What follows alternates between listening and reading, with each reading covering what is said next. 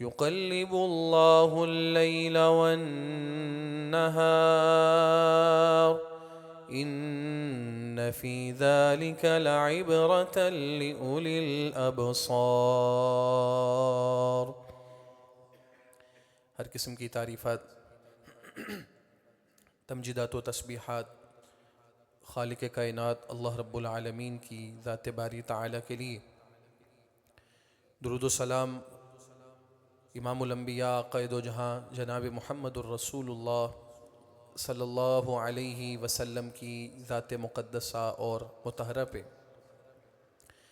معزز سامعین و حضرات، قابل احترام بھائیوں، بزرگوں، نوجوان ساتھیوں، سابقہ خطبہ جمعہ میں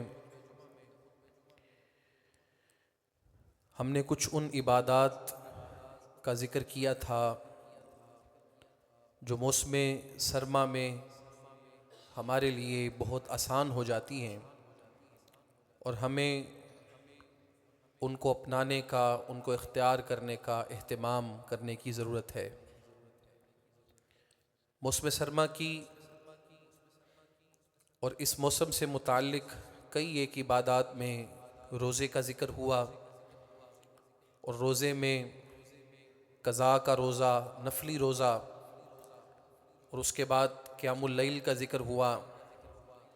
تیسرے نمبر پہ آخری پہر کی دعا کا تذکرہ ہوا، اہتمام وضو کا ذکر ہوا، اور پانچویں نمبر پہ فجر کی نماز باجماعت ادا کرنے کا ذکر ہوا۔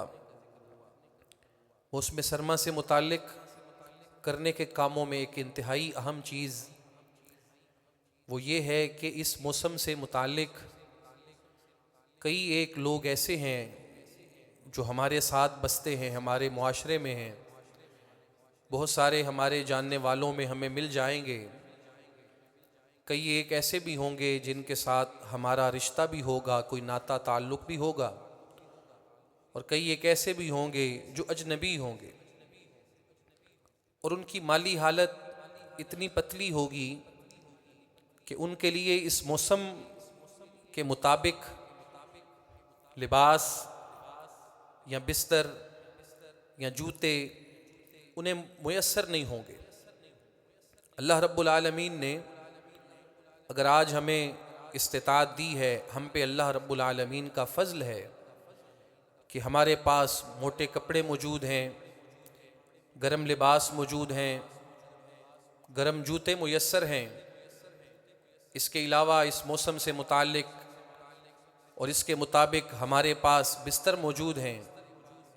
یہ سب چیزیں اللہ نے اگر دی ہیں تو یہ سمجھ لیجئے کہ جو کچھ ہمارے پاس ہے وہ سارا ہمارا نہیں ہے۔ گو کہ ہم نے خریدا، ہم نے پیسہ خرچ کیا، لیکن اس سب کے باوجود یہ سارا ہمارا نہیں ہے، بلکہ ہمارے ان چیزوں پہ اور ہمارے مال پہ ان لوگوں کا بھی حق ہے جو مالی اعتبار سے مستحکم نہیں ہیں۔ ان کو تلاش کرنا، ان تک پہنچنا، ان کی ضرورت کو پورا کرنا، یہ بھی عبادت ہے۔ عبادت صرف نماز، روزہ، قیام، وضو یا صلاۃ یا ان چیزوں کا، صرف ان چیزوں کا نام نہیں ہے، یہ بھی عبادات ہیں۔ اور اس کے ساتھ ساتھ اللہ رب العالمین کی مخلوق کے کام آنا، یہ بھی عبادت ہے۔ عبادت اصل میں اللہ رب العالمین کے حکم کو ماننا ہے۔ تو جس اللہ نے نماز کا کہا ہے، جس نے روزے کا کہا ہے، جس نے حج اور دیگر عبادات کا کہا ہے، اسی نے یہ بات کہی ہے کہ میرے بندوں کا خیال اور لحاظ کرو۔ اس نے قرآن مجید میں کہا میرے خزانوں میں کوئی کمی نہیں ہے کہ میں نے تمہیں ایک دوسرے سے مال و دولت کے اندر اونچا نیچا رکھا ہے، کسی کو زیادہ، کسی کو کم، کسی کو دیا، کسی کو نہیں دیا، کسی کو کچھ چیزیں دے دیں، کچھ نہیں دی۔ اس کا یہ مطلب نہیں کہ ہمارے خزانوں میں کوئی کمی تھی، بلکہ ہم نے یہ اس لیے کیا تاکہ ہم تمہاری آزمائش کریں۔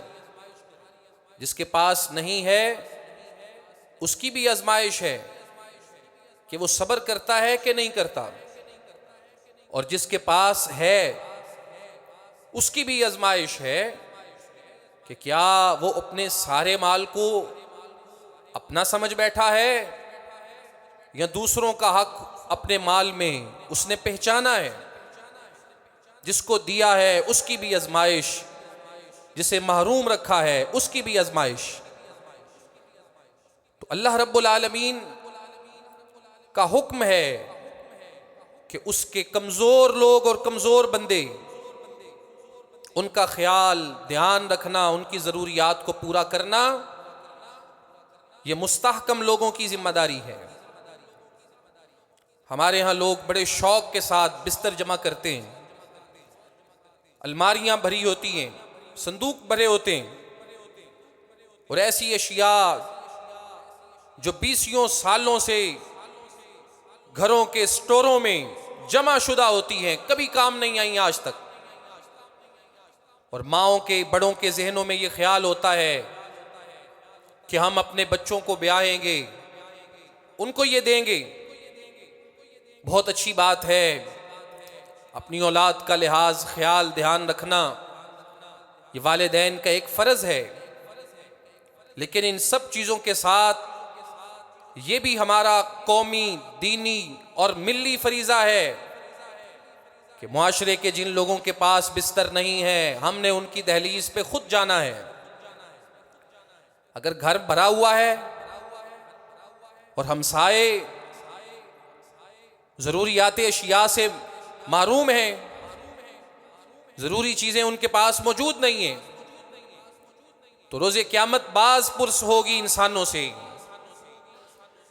اور اگر کوئی انسان اپنے اس فرض کو پہچان لیتا ہے تو رسول اللہ علیہ السلام نے فرمایا، من کان فی حاجت اخی کان اللہ فی حاجتہ. جو بندہ اپنے بھائی کی ضرورت کو پورا کرتا ہے، اللہ رب العالمین اس کی ضرورت کو پورا کرتا ہے. ومن نفس عن مسلم کربۃ، جس نے اپنے بھائی کی بے چینی کو، مشکل کو دور کیا، فرج اللہ عنہ کربۃ من کرب یوم القیامہ، اللہ رب العالمین اس کی قیامت کے دن کی پریشانیوں میں سے پریشانی کو دور فرمائے گا. واللہ فی عون العبد ما کان العبد فی عون اخیہ. جب تک بندہ اپنے مسلمان بھائی کی مدد میں ہے، اللہ رب العالمین اس کی مدد میں ہے. ومن ستر مسلما سترہ اللہ یوم القیامہ، جس نے اپنے مسلمان بھائی کی پردہ پوشی کی، روز قیامت اللہ اس کی پردہ پوشی کرے گا. فقراء کے ساتھ، مساکین کے ساتھ، ضرورت مندوں کے ساتھ تعاون کرنے والوں کے لیے پیغام ہے. ضروری نہیں کہ چھوٹی چھوٹی چیز بھی آپ دیں، اس کا ڈھنڈورا پیٹیں، تصویریں بنائیں اور معاشرے میں پھیلائیں، اور جسے دے رہے ہیں اس کو رسوا کریں. من ستر مسلمن، رسول اللہ علیہ السلام نے فرمایا، جس نے کسی مسلمان کی پردہ پوشی کی، اس کے عیب کو چھپایا، اس کے نقص کو چھپایا، اس کی کمزوری کو چھپایا.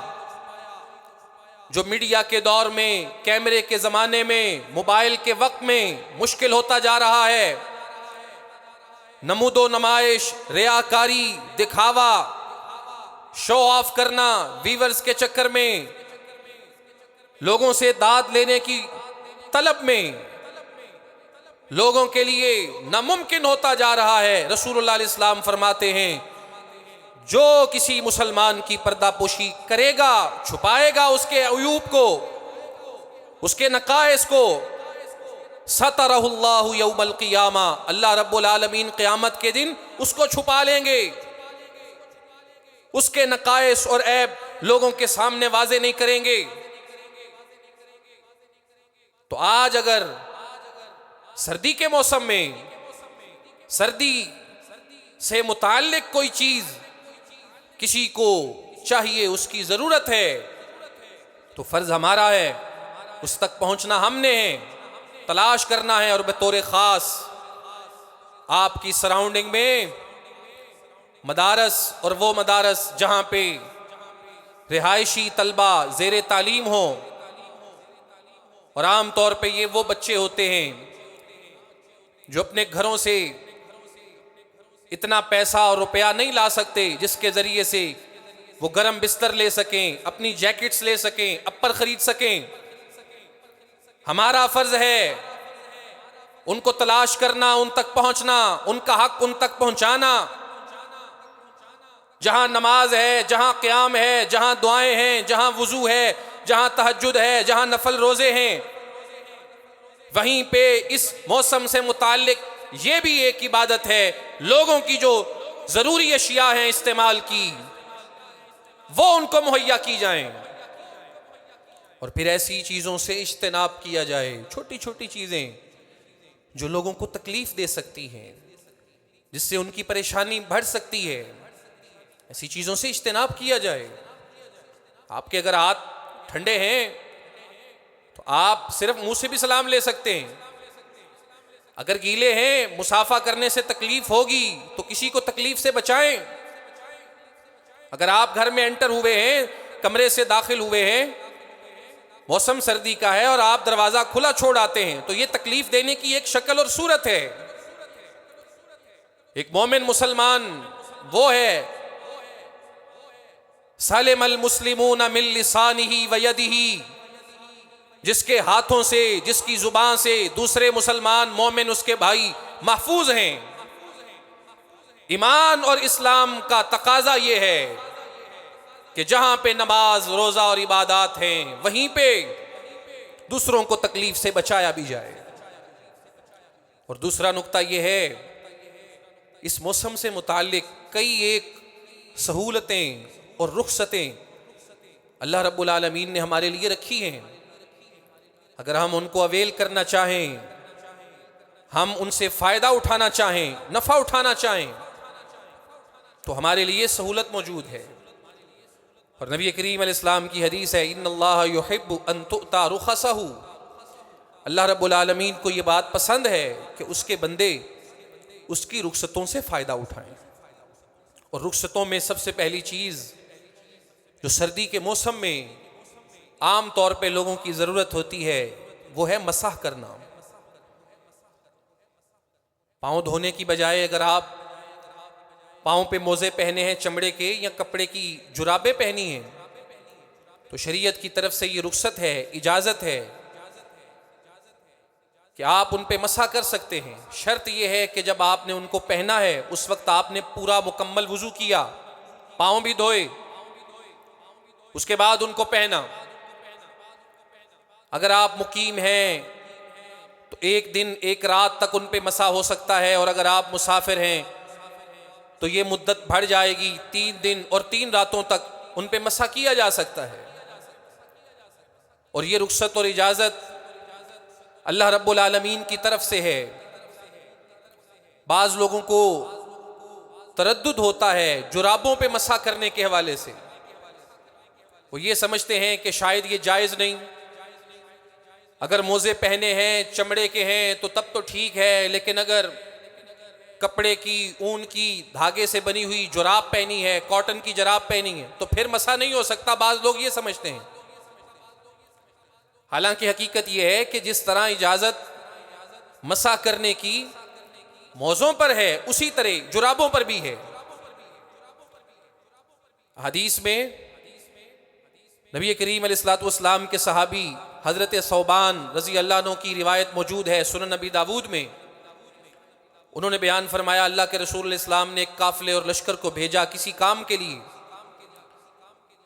فَأَصَابَهُمُ الْبَرْدُ، ان کو سردی کا سامنا ہوا تو رسول اللہ علیہ الصلوۃ والسلام کی طرف سے انہیں حکم یہ تھا أَن يَمْسَحُوا عَلَى الْعَصَائِبِ وَالتَّسَاخِينِ، کہ وہ مسح کر سکتے ہیں پٹیوں پہ۔ پٹیوں سے مراد امامہ بھی لیا گیا اور پٹیوں سے مراد کسی زخم کی وجہ سے کی ہوئی پٹی بھی لی گئی، والتساخین، اور تساخین پہ۔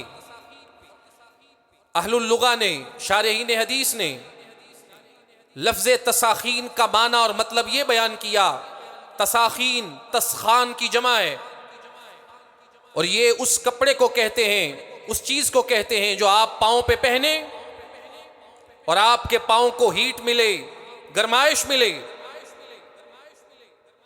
تو پاؤں پہ موزے پہنے جائیں، گرمائش اس سے بھی ملتی ہے. جراب پہنی جائے، گرمائش اس سے بھی ملتی ہے. سردی سے بچاؤ اس سے بھی ہوتا ہے. تو اس لفظ سے یہ معلوم ہوتا ہے کہ اگر کسی نے چمڑے کے نہیں کپڑے سے بنی ہوئی جرابیں پہنی ہیں تو وہ ان پہ مسح کر سکتا ہے. الجوربین کے الفاظ کے ساتھ زیادہ تر روایات مستند نہیں ہیں، لیکن یہ جو لفظ سنن نبی داؤد کے حوالے سے التساخین کا میں نے آپ کے سامنے رکھا، اس سے یہ سمجھ آتی ہے کہ موزوں کی طرح جرابوں پہ بھی مسح ہو سکتا ہے. اور پھر نبی کریم علیہ السلام کے تقریباً 13 صحابہ، کم و بیش 13 صحابہ، سیدنا عمر ابن الخطاب رضی اللہ عنہ، علی بن ابی طالب، عبداللہ ابن عباس، عبداللہ ابن عمر، عبداللہ ابن مسعود، ابو مسعود الانصاری، عقبہ بن عمر، اس کے علاوہ رسول کریم علیہ الصلوۃ والسلام کے کثیر صحابہ، 13 کے قریب جن کی تعداد، ان کے شاگردوں نے ان کو دیکھا، بیان کیا کہ وہ جرابوں پہ مسح کرتے تھے، جس طرح موزوں پہ مسح کرتے تھے ویسے ہی جرابوں پہ مسح کرتے تھے. اس کے علاوہ فقہاء کی ایک کثیر تعداد اس بات کی قائل ہے کہ جس طرح مسح موزوں پہ ہوتا ہے ویسے جرابوں پہ ہوتا ہے. البتہ احناف میں امام ابو حنیفہ رحمہ اللہ ان کا موقف یہ رہا، ایک وقت تک ان کا موقف یہ رہا کہ مسح صرف اس جراب پہ ہوگا منعلین و مجلدین، جن کے نیچے اور اوپر تلوے کی جگہ پہ اور اوپر والی جگہ پہ چمڑا لگاؤ، وہاں صرف مسح ہوگا. یہ ایک وقت تک امام ابو حنیفہ رحمہ اللہ کا موقف رہا. لیکن ان کے 2 شاگرد قاضی ابو یوسف اور محمد بن حسن الشیبانی رحمہم اللہ، ان کا موقف یہ تھا کہ جراب صرف موٹی ہونی چاہیے، اس پہ مسح ہو جاتا ہے. اور امام ابو حنیفہ رحمہ اللہ کے حوالے سے فقہ حنفی کی ایک معروف کتاب بدائع الصنائع میں موجود ہے کہ اپنی آخری عمر میں امام صاحب جب خود بیمار ہوئے، بیماری بہت زیادہ بڑھی، تو عام طور پہ آرام کرتے ہوئے جرابیں پہنا کرتے تھے. تو جرابوں پہ خود مسح کرنے لگے اور فرمانے لگے کہ جس چیز سے میں لوگوں کو منع کرتا تھا، مجھے آج یہ احساس ہوا ہے کہ اس کی ضرورت کس قدر ہے انسانوں کو. تو بعد میں آنے والے فقہا نے یہ لکھا کہ امام ابو حنیفہ رحمہ اللہ نے اپنی آخری عمر میں اپنے پرانے فتوے سے رجوع کر لیا، اور وہ بھی اس چیز کے قائل ہو گئے کہ جراب پہ مسح ہو سکتا ہے.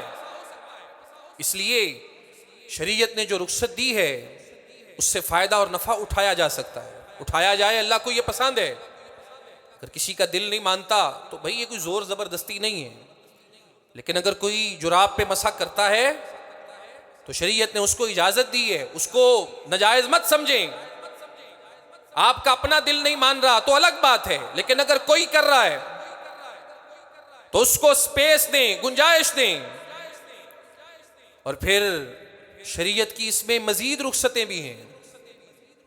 اگر ایک آدمی نے جراب پہنی ہے، اس پہ مسح کیا ہے، اور مسح کرنے کے بعد نماز کے لیے آ گیا اور جرابیں اتار کے نماز پڑھ لی،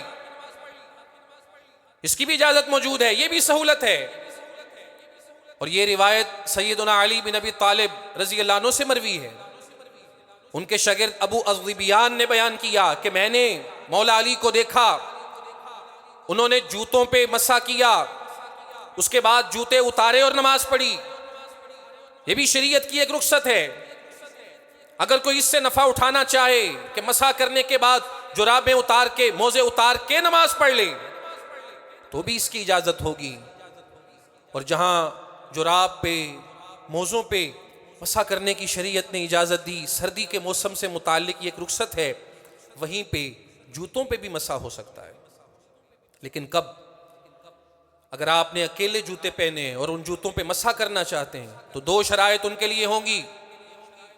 نمبر ایک، وہ جوتے ٹخنوں کو پوری طرح کور کرنے والے ہوں، جس طرح جراب کور کر رہی ہے، وہ پورا حصہ جس کو دھونا وضو میں ضروری ہے، اگر پہنے ہوئے جوتے نے اس کو کور کیا ہے۔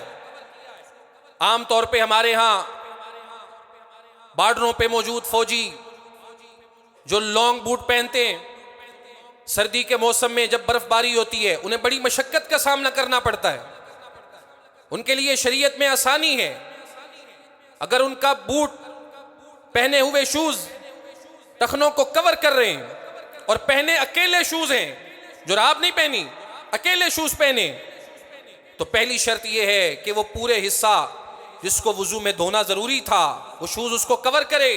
دوسری شرط یہ ہے کہ وہ وضو کر کے پہنے ہوں، تو جس طرح مسح جراب پہ ہو سکتا ہے، موزے پہ ہو سکتا ہے، اسی طرح مسح شوز پہ بھی ہو سکتا ہے۔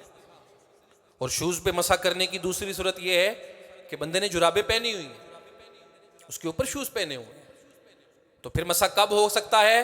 جب جرابیں یا موزے وضو کر کے پہنے، اس کے بعد شوز پہنے، چاہے شوز چھوٹے بھی ہوں، تو اتار کے مسح کرنے کی بجائے اگر صرف شوز پہ مسح کر لیا جائے، بوٹوں پہ مسح کر لیا جائے، جوتوں پہ مسح کر لیا جائے، تو شریعت نے اس چیز کی بھی اجازت رکھی ہے، یہ بھی ایک رخصت ہے، اس سے بھی نفع اٹھایا جا سکتا ہے۔ اور مسح کی چوتھی صورت، سر پہ اگر کوئی شخص امامہ باندھتا ہے، پگڑی باندھتا ہے، تو اسے بھی اجازت ہے۔ صحابہ کرام نے رسول اللہ علیہ السلام کا عمل بیان کیا کہ آپ نے جہاں مسح موزے پہ کیا ہے، جہاں پہ موزوں پہ مسح، جہاں پہ جوتوں پہ مسح، جہاں پہ جرابوں پہ مسح شریعت نے رکھا ہے، وہیں پہ امامہ اور پگڑی۔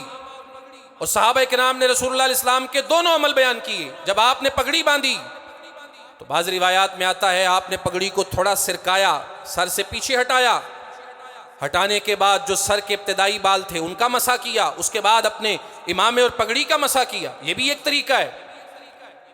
اور اللہ کے رسول علیہ السلام سے یہ بھی ثابت ہے کہ آپ نے پگڑی اور امامہ باندھا ہے اور اس کو سرکانے کے بغیر، پیچھے ہٹانے کے بغیر صرف پگڑی کا مسح کیا۔ دونوں اللہ کے رسول علیہ السلام کے طریقے ہیں۔ حدیث میں الفاظ امامہ کے ہیں، پگڑی کے ہیں، ٹوپی امامے میں نہیں آتی۔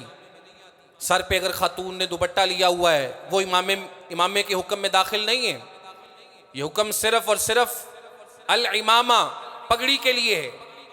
اور پگڑی کی کوئی بھی قسم ہو، وہ سر پہ ٹوپی رکھ کے باندھی گئی ہو، اس کے بغیر باندھی گئی ہو، وہ اس میں شامل ہوگی۔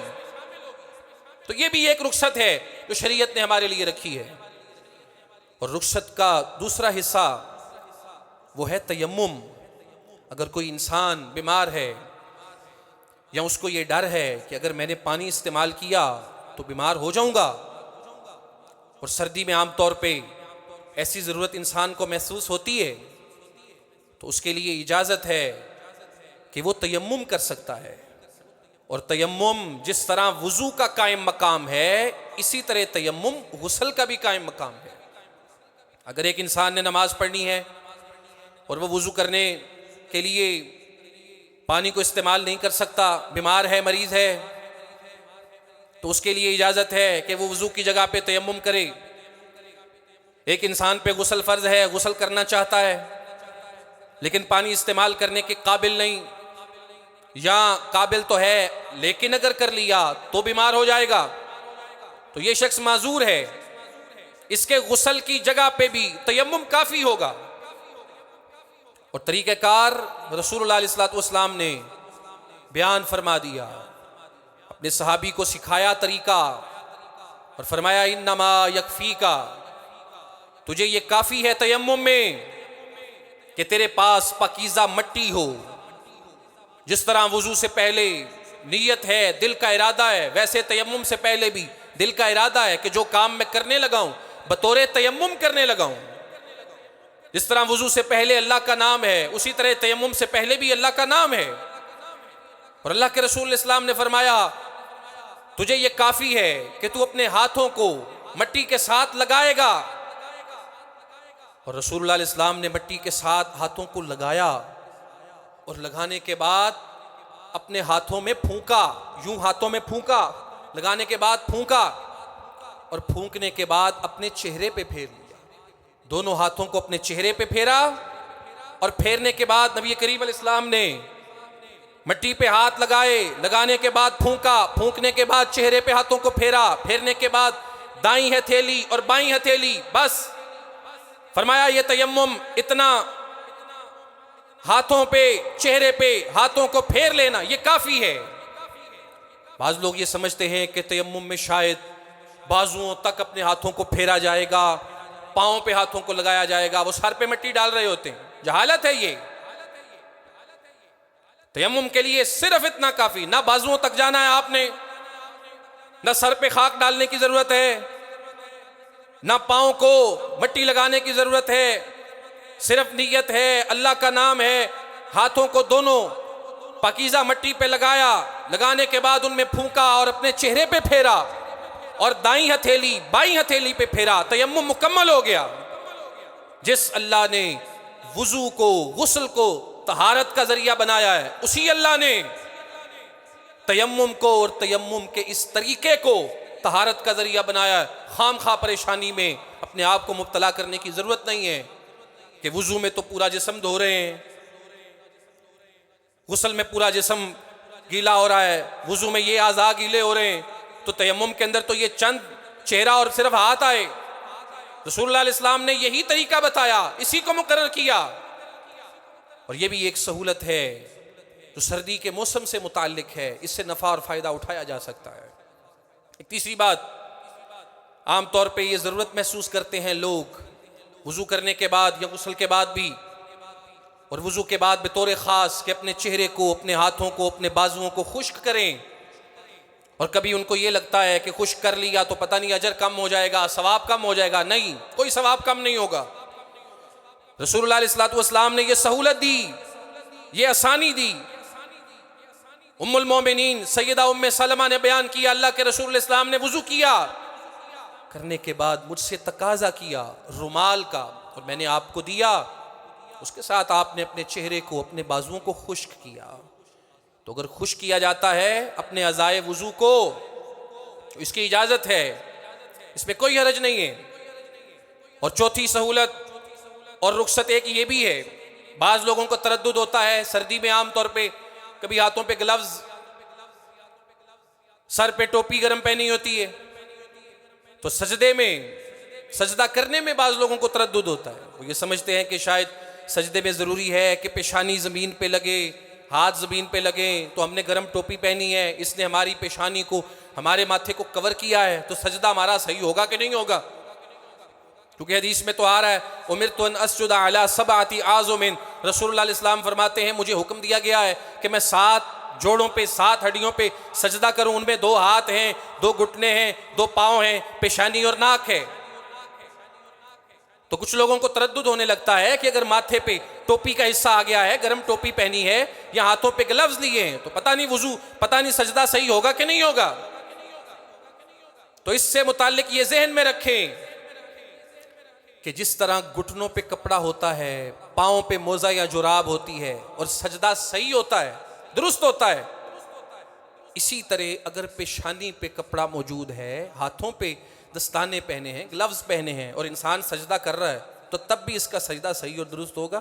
اس میں تردد یا تذبذب یا پریشانی میں مبتلا ہونے والی کوئی بات نہیں ہے. یہ بھی ہمارے لیے سہولت ہے. ہاں ایک بات ضرور ہے, یہ منع کیا گیا کہ انسان نماز پڑھے اور اس کا چہرہ ڈھانپا ہوا ہو, اس کی ممانعت ہے شریعت میں. چہرہ ڈھانپ کے نماز نہیں پڑھے گا, بلکہ چہرہ کھلا ہوگا. رسول اللہ علیہ السلام نماز پڑھاتے تھے, آپ کا چہرہ کھلا ہوتا تھا. سردی میں اگر کوئی چادر لیتا ہے, اپنے آپ کو کور کرتا ہے, اس میں حرج نہیں ہے. چادر کے اندر ہی وہ ہاتھ اٹھا رہا ہے, ہاتھ باندھ رہا ہے, اس میں کوئی حرج نہیں ہے, لیکن وہ اپنا چہرہ ننگا رکھے گا. رسول اللہ علیہ السلام نے اس چیز سے منع کیا کہ چہرہ ڈھانپا ہوا ہے اور نماز ادا کر رہا ہے, اس چیز سے منع کیا.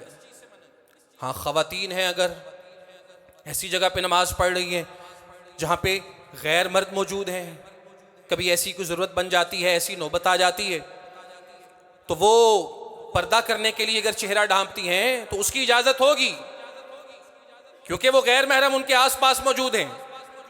لیکن عام حالات میں ان کے لیے حکم بھی یہی ہے کہ چہرہ وہ کھلا رکھیں گی نماز کی حالت میں۔ البتہ اگر کوئی انسان مریض ہے، کوئی الرجی ہے، کوئی وائرس ہے، کوئی فلو ہے، تو ماسک لگایا ہے چہرے پہ یا چہرہ کسی وجہ سے ڈھانپا ہے، تو بہرحال یہ مجبوری کی کیفیت ہے، مجبوری کے وقت کے احکامات اور ہوتے ہیں، لیکن عام حالات میں جو شریعت نے حکم رکھا ہے اس کو اسی طرح اپنایا جائے گا۔ چہرے کے ڈھانپنے کی ممانعت تو موجود ہے، لیکن اگر گرم ٹوپی پیشانی پہ آ جاتی ہے یا ہاتھوں پہ گلوز آ جاتے ہیں اور انسان سجدہ کرتا ہے، اس میں کوئی حرج نہیں ہوگا۔ اور کبھی ایسا بھی ہوتا ہے کہ نماز پڑھنے کی ضرورت محسوس ہوتی ہے اپنے بستر پہ، بعض لوگ اس میں بھی حرج سمجھ رہے ہوتے ہیں، میٹرس بچھا ہوتا ہے، بیڈ کے اوپر لگا ہوتا ہے یا زمین پہ اس کو بچھایا جاتا ہے، تو یہاں بھی سوالات اٹھتے ہیں۔ تو رسول اللہ علیہ والسلام سے تو یہ بہت ساری حدیث میں ثابت ہے کہ آپ نے اپنے بستر پہ نماز پڑھی۔ شرط یہ ہے کہ بستر پاک ہونا چاہیے، آپ کو یقین ہو کہ آپ کا بستر صاف اور پاک ہے۔ اگر آپ اس پہ نماز پڑھ لیتے ہیں، گو کہ وہ زمین سے اونچا ہے، وہ تخت ہے، وہ بیڈ ہے یا وہ میٹرس ہے، وہ چاہے نرم گدا بھی ہے، فوم بھی ہے، اس کے اوپر نماز پڑھی جا سکتی ہے، اس میں کوئی حرج نہیں ہے۔ یہ بھی شریعت کی طرف سے ایک رخصت ہے۔ اور ایک اور بات کی طرف توجہ کی ضرورت ہے، عام طور پہ سردی کے موسم میں گھروں میں بھی بعض اوقات ایسا ہو جاتا ہے، اور مساجد میں بھی سردی سے بچنے کے لیے ہیٹرز لگائے جاتے ہیں، اور کبھی ایسا ہوتا ہے ہیٹر نمازی کے سامنے پڑا ہوتا ہے اور پیچھے نماز پڑھی جا رہی ہے۔ کچھ لوگوں کو یہاں تردد ہونے لگتا ہے کہ پتہ نہیں ہم آج آگ کی پوجا کر رہے ہیں، ہمارے سامنے آگ ہے اور ہم پیچھے سجدہ کر رہے ہیں۔ کچھ مسجدوں میں بزرگ حضرات ناراض بھی ہو جاتے ہیں، وہ لوگوں کو منع کرتے پھرتے ہیں۔ تو اس کا فہم ہونا ضروری ہے کہ کیا شریعت نے بھی اس چیز سے روکا ہے، یا یہ کوئی ایسی چیز نہیں ہے جس سے لوگوں کو روکا جائے یا خود روکا جائے۔ بعض اوقات انسان ضرورت محسوس کرتا ہے، سردی زیادہ ہوتی ہے، اس کے سامنے ہیٹر پڑا ہوتا ہے اور وہ اس کے پیچھے نماز پڑھتا ہے۔ تو امام بخاری رحمہ اللہ نے اپنی الصحیح میں باقاعدہ طور پہ ایک باب قائم کیا ہے، کتاب الصلاۃ کے ضمن میں اس کو لائے، اور وہ باب یہ ہے: باب من صلی وقدامہ نار او تنور او شیء مما یعبد به غیر اللہ فاراد به غیر اللہ۔ امام صاحب نے باب یہ قائم کیا، باب ہے اس بندے کی نماز کا جو نماز پڑھے وقدامہ نار، اس کے آگے آگ ہو، او تنور یا آگ والا تنور ہو، او شیء مما یعبد، اور وہ یا کوئی ایسی چیز اس کے سامنے پڑی ہو جس کی اللہ کے علاوہ پوجا کی جاتی ہے۔ لیکن جو نماز پڑھنے والا ہے فاراد بہ اللہ، اس کا ارادہ یہ نہیں ہے کہ جو سامنے چیز پڑی ہے وہ اس کی عبادت کر رہا ہے، نہیں، وہ سامنے والی چیز کسی ضرورت کے تحت اس کے سامنے ہے، فاراد بہ اللہ، وہ عبادت اللہ کی کر رہا ہے۔ تو یہ باب قائم کیا امام صاحب نے، اور پھر اس کے جواز پہ حدیث لے کے آئے اور یہ بتایا کہ اگر کوئی نماز پڑھ رہا ہے، عبادت اللہ کی کر رہا ہے، سامنے آگ ہے، سامنے ہیٹر ہے، سامنے تندور ہے، یا کوئی ایسی چیز ہے جس کی اللہ کے علاوہ عبادت کی جاتی ہے، دیوار ہی بنی ہوئی ہے لیکن وہ عبادت اللہ کی کر رہا ہے، اس کے جواز پہ حدیث لائے۔ رسول اللہ علیہ والسلام نے صلاۃ خسوف پڑھائی صحابہ کو جس دن سورج کو گرہن لگا۔ اللہ کے رسول علیہ والسلام نے سورج گرہن کی نماز پڑھائی صحابہ کو، بڑی لمبی نماز، اور جب آپ تشہد میں بیٹھے ہوئے تھے تو صحابہ کہتے ہیں ہم نے ایک عجیب منظر دیکھا، اللہ کے رسول علیہ السلام آگے بڑھے اور پھر پیچھے ہٹے۔ جب نماز سے فارغ ہوئے ہم نے رسول اللہ علیہ السلام سے سوال کیا، اللہ کے رسول بتائیے آج ہم نے ایک ایسی چیز دیکھی ہے جو پہلے کبھی نہیں دیکھی، نماز پڑھاتے ہوئے آپ آگے بڑھے ہیں پھر پیچھے ہٹے ہیں، اس کی کیا وجہ ہے؟ رسول اللہ علیہ السلام نے فرمایا نماز کی حالت میں عرضت علی الجنہ، سب سے پہلے مجھ پہ جنت پیش کی گئی۔ اللہ کے آگے یہ کوئی مشکل نہیں ہے کہ وہ اپنے رسول علیہ والسلام کو جنت آپ کے سامنے لائے، آپ کے سامنے پیش کرے۔ آج یہ لائیو کا زمانہ ہے، یہاں بیٹھے ہوئے دور کی اشیاء ہم اپنے سامنے دیکھ لیتے ہیں۔ یہ انسانی دماغ کا شاخسانہ ہے۔ جس اللہ نے انسان کو یہ دماغ دیا ہے وہ خود کتنی قدرتوں والا ہے۔ وَهُوَ عَلَىٰ كُلِّ شَيْءٍ قَدِيرٌ، اس کے لیے کوئی کام کرنا کوئی مشکل نہیں، ہر کام پہ پوری طرح قادر ہے۔ لائیو کا زمانہ آج ہے، جب یہ نہیں تھا ایک مومن مسلمان کا اس وقت بھی اس حدیث پہ ایمان تھا، اور سائنس اور لائیو آنے کے بعد بھی ہمارا اس حدیث پہ ایمان ہے۔ مومن کو ان چیزوں میں کوئی تردد اور تذبذب نہیں ہونا چاہیے۔ فرمایا میرے سامنے جنت پیش کی گئی، میں نے اس کو دیکھا، اچانک سے میں نے دیکھا اس کے اندر انگوروں کا ایک خوشہ ہے، اور فرمایا میں آگے بڑھا اس کو توڑنے کے لیے، اور پھر فرمایا لو قطفت منہ، اگر میں اس خوشے کو توڑ لیتا، لا کلتم ما بقیتم فی ہذہ الدنیا، تم سب کے سب لوگ ساری زندگی اس خوشے کو کھاتے، قیامت تک کھاتے، وہ کبھی ختم نہ ہوتا، اس میں ایسی برکت ہوتی کیونکہ وہ جنت سے آیا۔ لیکن جو ہی میں آگے بڑھا منظر بدل گیا، اللہ رب العالمین نے جہنم کو پیش کیا، وہ مجھے دکھائی گئی، میں پیچھے ہٹ گیا۔ رسول اللہ علیہ السلام فرماتے ہیں فَرَأَيْتُ أَكْثَرَ أَهْلِهَا النِّسَاء، اور جب میں نے جہنم کو دیکھا اس میں نے زیادہ تعداد عورتوں کی دیکھی۔ پوچھا گیا کس وجہ سے؟ فرمایا بِكُفْرِهِنَّ، ان کے کفر کی وجہ سے۔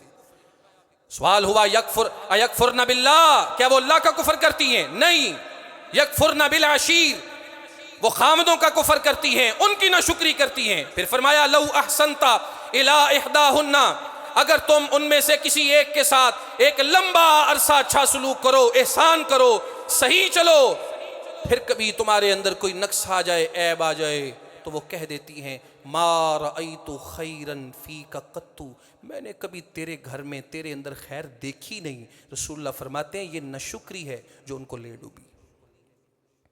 امام بخاری اس روایت کو لائے اور استدلال یہ کیا، دیکھو اللہ کے رسول علیہ السلام کے سامنے آگ پیش کی گئی، سامنے آگ جس کا منظر آپ دیکھ رہے ہیں، اور پیچھے آپ نماز پڑھ رہے ہیں۔ استدلال یہ کیا اگر کسی وجہ سے آگے آگ ہے یا ہیٹر ہے اور وہ جل رہا ہے، اور آپ تو اللہ کی عبادت کر رہے ہیں، آپ گرمائش کے لیے، سردی سے بچاؤ کے لیے اس کے پیچھے نماز پڑھ رہے ہیں، تو آپ کی نماز جائز اور درست ہے۔